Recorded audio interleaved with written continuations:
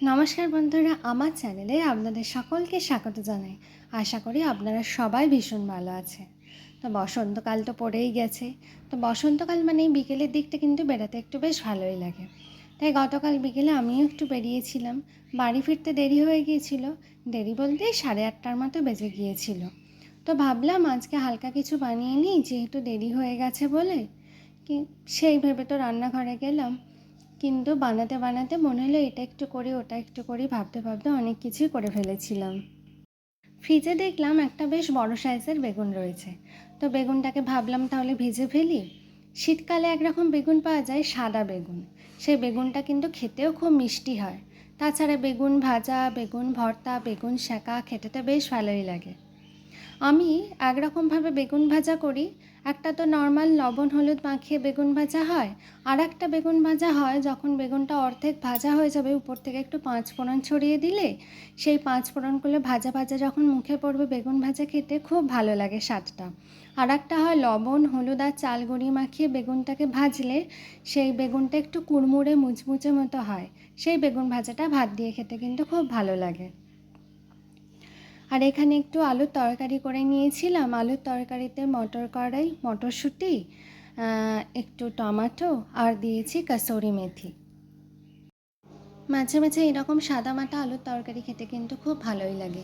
পাঁচফোড়ন ছড়িয়ে টমেটো, মটরশুঁটি আর কাঁচা লঙ্কা দিয়ে আলুর তরকারি। তো একটু ডিম কষা বানিয়ে নেব ভাবলাম।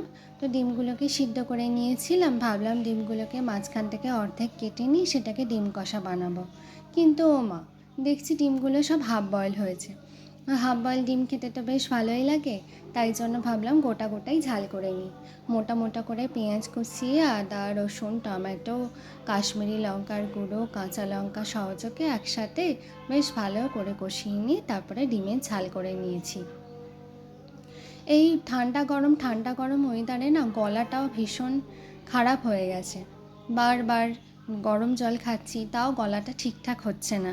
আমার গলা শুনে নিশ্চয়ই বুঝতেই পারছেন। তো যাই হোক, রাতের ডিনার কিন্তু পুরো জমে গিয়েছিল।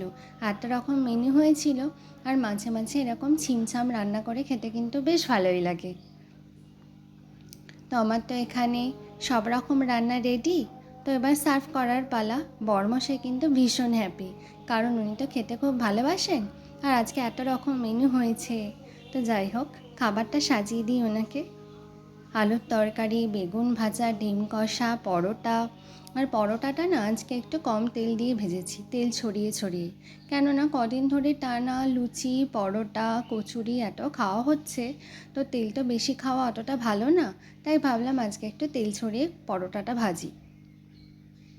এই পরোটাগুলো কিন্তু খুব সফট হয় তেল ছড়িয়ে ভাজলে। সব মিলিয়ে কিন্তু রাতের ডিনার জমজমাট হয়েছিল। তো আপনাদের গত রাতে কী মেনু ছিল জানার ইচ্ছে রইল। আমার ভিডিওটা ভালো লাগলে বন্ধুরা অবশ্যই একটা লাইক কমেন্ট আর শেয়ার করে দেবেন। ভালো থাকবেন, সুস্থ থাকবেন, আর অবশ্যই কিন্তু ভালো ভালো খাবার খেতে হবে। আর দেখা হচ্ছে পরবর্তী একটা ভিডিওয়ে। তার মধ্যে আপনাদের কিন্তু সবাইকে সুস্থ থাকতে হবে।